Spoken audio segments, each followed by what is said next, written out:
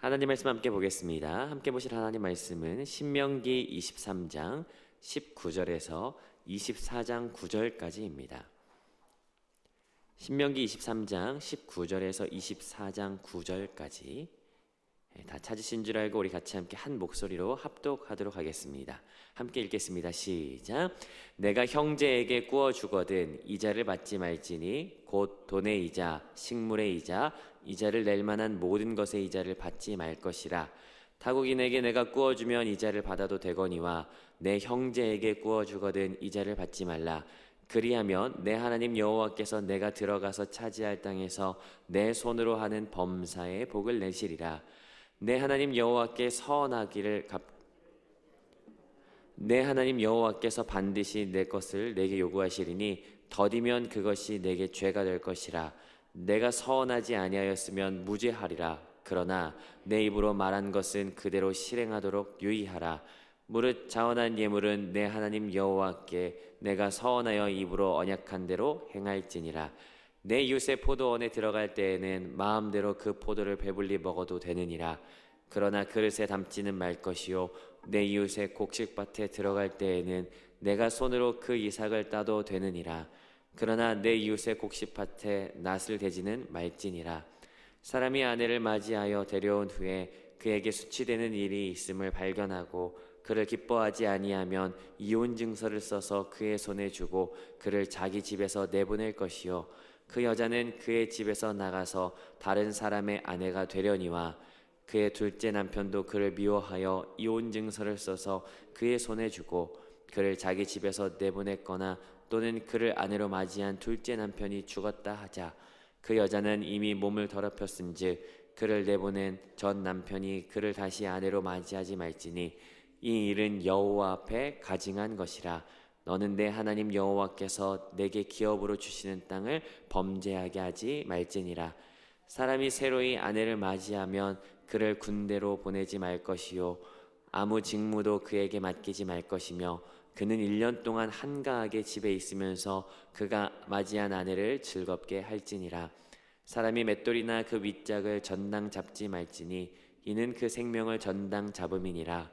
사람이 자기 형제 곧 이스라엘 자손 중 한 사람을 유인하여 종으로 삼거나 판 것이 발견되면 그 유인한 자를 죽일지니 이같이 하여 너희 중에서 악을 제할지니라.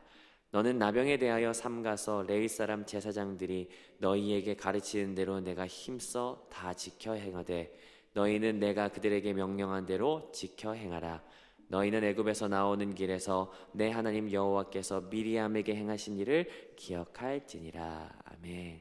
함께 말씀을 살펴보도록 하겠습니다. 우리는 지난 1월에 이어서 다시 신명기를 함께 묵상하고 있습니다.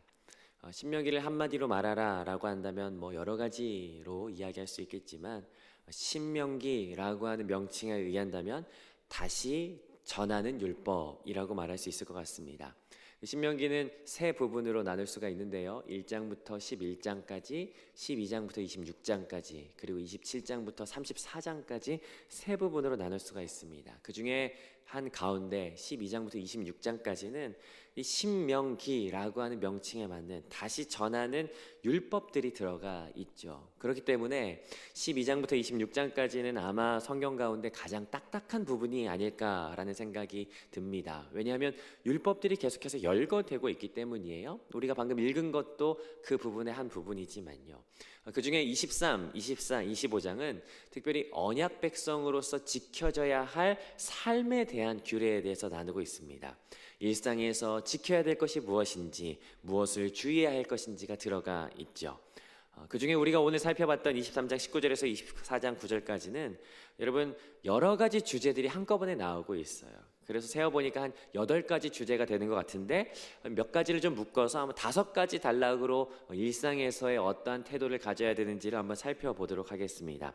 먼저 말씀을 좀 관찰해 보면요, 19절부터 20절까지가 첫 번째 단락이 될 텐데 19절부터 20절까지는 여러분 보신 바와 같이 이자에 대한 내용입니다. 우리 다시 한 번 더 한번 읽어보면 좋겠어요. 19절 20절 저와 같이 함께 읽겠습니다. 시작. 내가 형제에게 구워주거든 이자를 받지 말지니 곧 돈의 이자 식물의 이자 이자를 낼 만한 모든 것의 이자를 받지 말 것이라. 타국인에게 내가 구워주면 이자를 받아도 되거니와 내 형제에게 구워주거든 이자를 받지 말라. 그리하면 내 하나님 여호와께서 내가 들어가서 차지할 땅에서 내 손으로 하는 범사의 복을 내시리라. 이런 본문은 이자에 대해서 이야기를 하고 있죠. 지금도 그렇지만 아마 당시에도 거래와 화폐의 개념이 아주 뚜렷했던 것으로 보여집니다. 19절에 보니까 돈, 식물, 곡식으로 봐도 좋을 것 같습니다. 모든 것이라고 이야기하는데 이 모든 것, 곡식, 돈의 활발한 거래가 있었던 것으로 추측이 됩니다.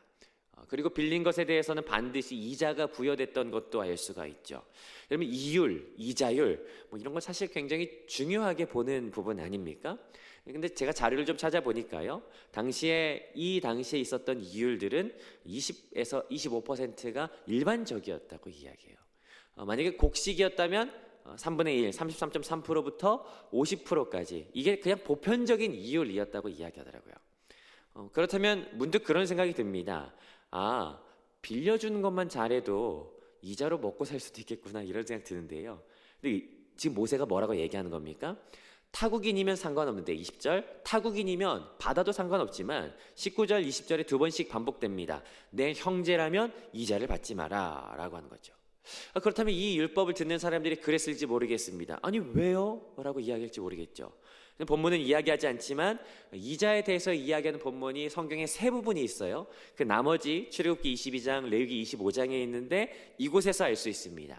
누군가가 곡식을 빌리거나 누군가가 빚을 진다면 그 상황은 궁핍한 상황이다라고 하는 것을 전제로 하고 있다라고 하는 것이에요.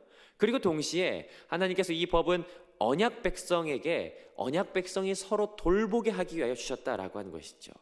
어떻게 형제들에게 서로 짐을 더 부여할 수가 있겠냐. 그렇기 때문에 하나님께서는 20절 후반에 말씀하시는 거예요. 그 땅에 들어가서 내가 그것을 지켰을 경우에는 내 손으로 하는 범사의 복을 내가 내리겠다라는 것이에요. 여러분 내가 하는 일마다 내가 닿는 모든 것마다 잘 된다면 얼마나 좋을까요? 하나님께서는 그 복을 허락하시며 너희 언약 백성 안에서는 이자 받지 마라고 이야기하시며 율법 지킬 것에 대해서 말씀하시죠.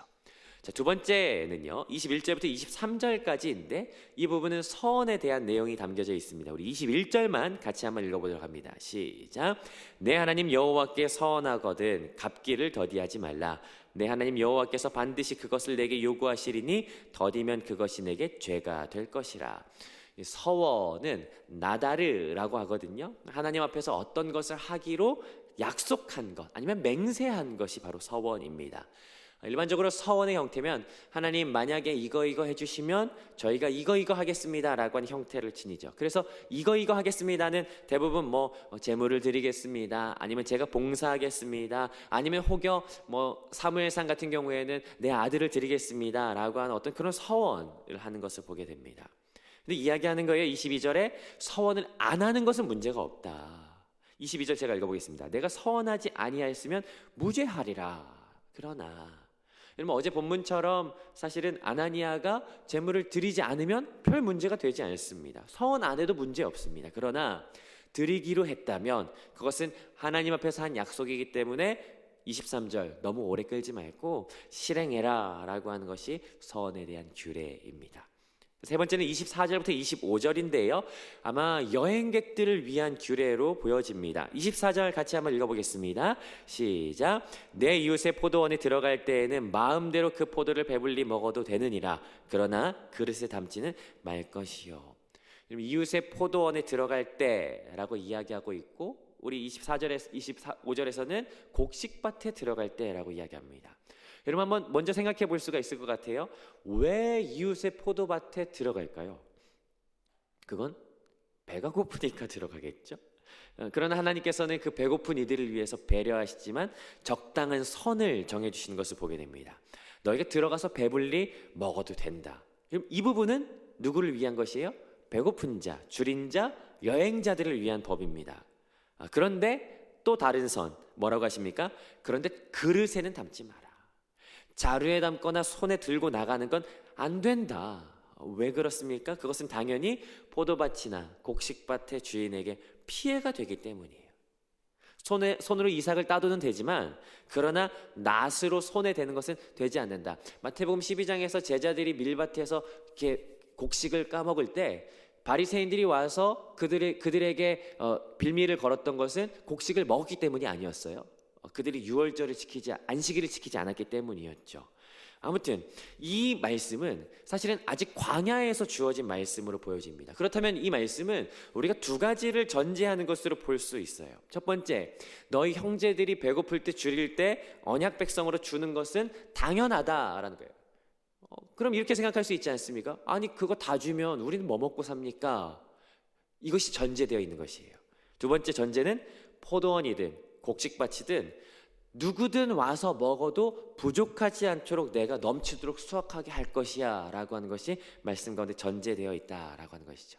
하나님께서는 여행자도 존중하시지만 사실 밭의 주인도 하나님께서 보호하고 계시다라고 하는 것을 말씀하고 있습니다. 자, 네 번째는 24장 1절에서 5절까지 가정에 관한 내용입니다. 24장 1절 같이 한번 읽어봅니다. 시작. 사람이 아내를 맞이하여 데려온 후에 그에게 수치되는 일이 있음을 발견하고 그를 기뻐하지 아니하면 이혼 증서를 써서 그의 손에 주고 그를 자기 집에서 내보낼 것이요. 본문은 이혼에 관한 내용이죠. 1절을 읽어보면 문득 남편이 원한다면 그냥 이혼 마음대로 할 수 있는 것처럼 보여지기도 합니다. 만약에 결혼했는데 그 아내에게 수치되는 일이 발견되어졌다. 이게 수치되는 일이라고 하는 것은 에르바트 다바르라고 하거든요. 주관적인 어떤 일입니다. 그 남편에게 불결하다고 느껴지거나 아니면 좀 불편하다고 여겨지는 굉장히 남편 주관적인 그런 상황이죠. 남편을 불편하게 했을 때에는 어떻게 합니까? 이혼 증서를 써서 내보낼 수 있다라고 하는 것이에요. 이게 이 법의 내용인데 우리가 지금에서 생각한다면 아니 무슨 이런 법이 다 있나 싶기도 합니다. 그래서 성경 가운데 이해가 되지 않는 부분 중에 하나이지 않나 싶은데요. 근데 당시 상황을 생각해 본다면 오히려 지금 우리가 생각하는 것보다 훨씬 더 쉽게 이해할 수 있을 것 같습니다. 당시의 상황보다는 훨씬 더 높은 수준으로 볼 수가 있어요. 왜냐하면 그 당시에 여성의 인권은 굉장히 낮았던 것이죠. 그저 그냥 남편에게 속해 있을 뿐, 그래서 그냥 집에서 그냥 내쫓기도 하고 그렇게 되면 사실은 아무런 보호받지 못하는 상황이 돼버리는데, 여러분 이런 상황에서 이혼 증서를 써줄 때 이 여인이 합법적으로 이혼한 것이고 이 증서로 인해서 이후의 삶을 살 수 있다, 다시 시작할 수 있다라고 하는 증빙이 된다라는 겁니다. 그렇기 때문에 당시의 문화보다는 훨씬 더 존중하고 있다. 더군다나 4절 보니까 4절에는 이혼한 이후에 다시 전 남편의 아내가 될 수 없다라고 이야기해요. 이거는 남편에게 해당하는 어떤 율법인 것 같아요. 남편이 이혼하고 나서 다시 다음에 만나면 되지 라고 이렇게 하면서 그냥 이 여인을 함부로 대하지 못하도록 지금 이혼 증서 쓰면 다시 아내가 될 수 없는 거야. 그러니까 이혼하려 한다 해도 신중하게 해야 돼라고 하는 이 접근, 아내를 존중하는 맥락이죠. 더군다나 5절에 가서도 동일한 맥락이에요. 장가간 사람이라면, 새신랑이라면 가정에 충실할 수 있도록 1년간 남편 군대도 보내지 말고 아무 직무도 행하게 하지 말고 그 아내를 즐겁게 해라. 이것이 가정에 대한 내용이었습니다. 자, 6절부터 9절까지는 우리 세 가지 사건이 들어가 있어요. 다섯 번째 단락으로 볼 수 있는데 세 가지 사건을 좀 묶어서 저는 존중에 관한 규례라고 좀 표현을 해보았습니다. 자, 먼저 첫 번째 사건인데 6절 제가 읽어보겠습니다. 사람이 맷돌이나 그 윗짝을 전당 잡지 말지니 이는 그 생명을 전당 잡음이니라. 그럼 누군가가 빚을 질 수 있죠. 그런데 그 빚을 독촉하기 위해서 반드시 갚게 하기 위해서 담보물을 잡을 수 있는 거예요. 그런데 여기서 뭐라고 합니까? 맷돌은 절대로 잡지 마라라는 겁니다. 맷돌은 당시에 음식을 조리하는 가장 기본적인 도구였습니다. 지금으로 말할 것 같으면 밥솥, 가스레인지 이런 거 없으면 사실은 밥 못하지 않습니까? 음식은 사람이 생활하는데 가장 기본적인 생활권이죠. 그렇기 때문에 그거 담보물로 잡지 마라. 내일 나오겠지만 그 과부의 외투, 사람이 하나밖에 없는 그 추위를 막기 위한 그 외투, 기본적인 것들 저당 잡지 마라, 사람의 기본권을 보장해 줘라 라고 하는 말씀입니다. 7절은 뭘 하지 말라라고 이야기합니까? 유괴하지 말라라고 해요. 7절 보십시오. 여기 한 사람을 유인하여 라고 합니다. 여기 유인이라고 하는 단어는 가나브라고 하는데 도적질하다, 10계명에 나타나는 도적질하지 말지니라 8계명에 나오는 그 단어와 동일한 단어예요. 근데 사람을 훔치는 거예요. 유괴. 여러분 그럼 한번 생각해 보세요. 물론 우리는 그러지 않지만 왜 유괴를 할까요? 그건 돈이 되니까 그래요. 경제적 이익 때문입니다. 그럼 하나님께서는 엄격하게 순위를 정하시는 겁니다. 돈이냐 사람의 생명이냐. 돈 때문에 사람의 생명을 가지고 거래하지 마라. 그러면 하나님께서 생명으로 갚으시겠다라고 하는 것이죠. 마찬가지로 사람의 생명에 대한 기본적인 내용이에요. 그리고 마지막 8절은 좀 갑자기 너무 뜬금없는 내용인 것 같습니다. 피부병이 갑자기 등장해요. 8절을 같이 한번 읽어보시죠. 시작. 너는 나병에 대해서 삼가서 레위 사람 제사장들이 너희에게 가르치는 대로 내가 힘써 다 지켜 행하되 너희는 내가 그들에게 명령한 대로 다 지켜 행하라. 지금까지는 생활에 대한 내용이었습니다. 근데 갑자기 벼랑간 나병이 생길 때 제사장들에게 문의해라 라고 이렇게 이야기하는 거예요.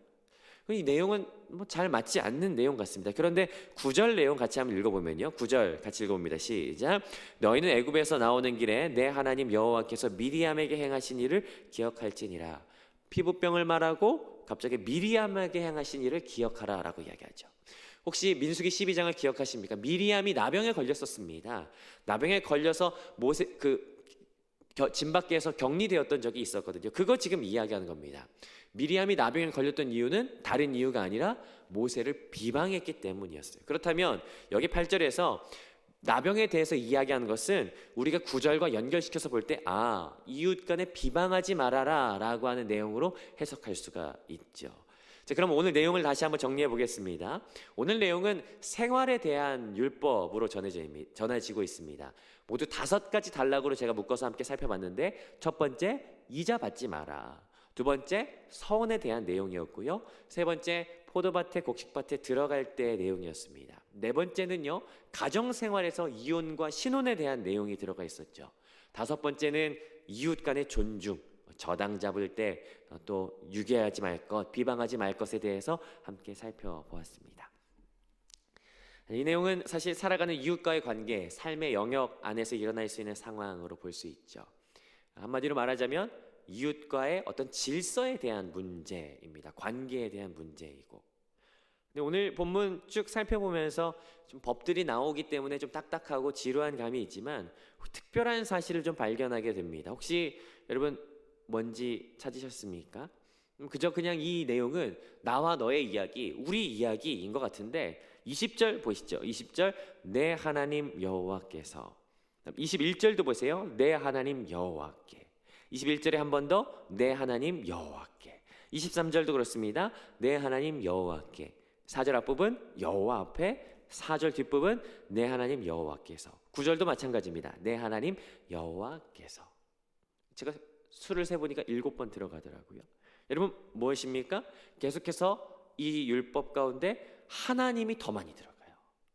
그러니까 내가 이웃과의 관계이고 이웃과의 질서 속에서 하나님께서는 계속해서 개입하시고 복을 주시기도 하고 하나님 앞에서 가증하다라고 말씀하시면서 하나님께서 이 안에 하나님이 들어가 계신 거예요. 다시 말하자면 오늘 본문은 그냥 나와 너, 우리에 대한 이야기인 것 같은데, 그냥 도덕적인 이야기 같은데, 마치 오늘 본문은 하나님과 우리 사이에 지켜져야 될 규율로 보고 있다라는 사실이에요. 보십시오. 20절 형제에게 이자 받지 마라. 그때 여호와께서 내게 범사의 복을 내리실 것이다. 24장 4절도요. 아내 다시 맞이하지 마라. 그거 여호와께서 기업으로 주시는 그 땅에서 땅을 범죄하게 하는 것이다 라고 하는 것이에요. 여러분 성경을 볼 때 큰 시각으로 성경을 본다면 우리에게 계속해서 성경은 질문하고 있습니다. 그건 내가 지금 어디에 있냐라고 하는 것을 질문한다라는 것이에요. 에덴 동산에서도 하나님께서 아담에게 이렇게 질문하십니다. 아담아, 내가 지금 어디 있냐라고 하는 것이에요. 이 질문은 하나님께서 우리에게 진짜 어디에 숨어 있는지를 물어보시는 것이 아니죠. 네가 지금 어디에 있냐, 어떤 관계를 맺고 있냐, 어떤 영향력 아래 놓여 있냐라는 것이에요. 신명기 12장부터 26장은 거듭 다시 전파하는 율법이라고 하는 그 명칭에 걸맞는 장이에요. 다시 말하는 그 율법 12장부터 26장 그 안에서 핵심이 되는 구절을 찾는다면 신명기 18장 13절로 찾을 수 있거든요. 신명기 18장 13절은 제가 읽어드리겠습니다. 너는 내 하나님 여호와 앞에서 완전하라. 여러분 뭐라고 하는 거예요? 완전하라. 그런데 어디에서 완전한 겁니까? 그냥 내가 내 기준으로 완전하고 그냥 우리 사이에 통용되는 완전함이 아니라 하나님 앞에서 완전하라 라고 하는 것이에요. 여러분 우리의 삶은 어디에 있는 삶입니까? 하나님 앞에 있는 삶이다 라고 하는 것을 오늘 다시 한번 이 말씀을 통해서 우리가 알 수 있다는 것이에요. 이 말씀은 단지 우리가 그냥 우리끼리 지켜져야 되는 말씀이 아니라 하나님 앞에서 살아가는 백성들의 삶의 이야기가 바로 이 말씀이다라는 것이에요. 이 말씀을 액면 그대로 지키고 안 지키고를 떠나서 오늘 이 말씀을 통해서 우리가 알 수 있는 것은 오늘 우리가 어디 있는가? 하나님 앞에 있다라고 하는 것이에요. 하나님 앞에서 살며 기동하는 자들. 여러분 우리는 하나님 앞에서 살아가는 자들입니다. 제가 사실 이 교회 주차장을 운전해서 나갈 때면 늘 갈등이 돼요. 이 아래쪽으로 내려갈 때 좌회전을 해버리면 금방 갈 수 있는데 할까 말까? 아니요, 그렇지 않아요. 하나님 앞에서 살아가는 것이에요. 오늘 본문이 그렇습니다. 우리끼리 살아가는 것이 아니라 오늘 우리는 하나님 앞에서 살아가는, 오늘 이 말씀에서는 하나님이 더 선명하게 드러나죠. 오늘 이 하루를 살아가시는 동안에 우리 하루의 삶 가운데 우리가 사람들과 관계하고 모이고 또 대화하고 여러 가지 일들이 있지 않습니까? 그러나 오늘 이 본문에서 사람들의 이야기가 아니라 하나님이 더 선명하게 드러나는 것처럼 오늘 하루의 삶 가운데 하나님 앞에서 하나님이 더 선명하게 드러나시는 삶이 되시기를 주님의 이름으로 축복합니다. 하나님 앞에서 살아가십시다. 하나님 앞에서 살아가는 오늘 이 복된 하루가 되시기를 주님의 이름으로 축복합니다.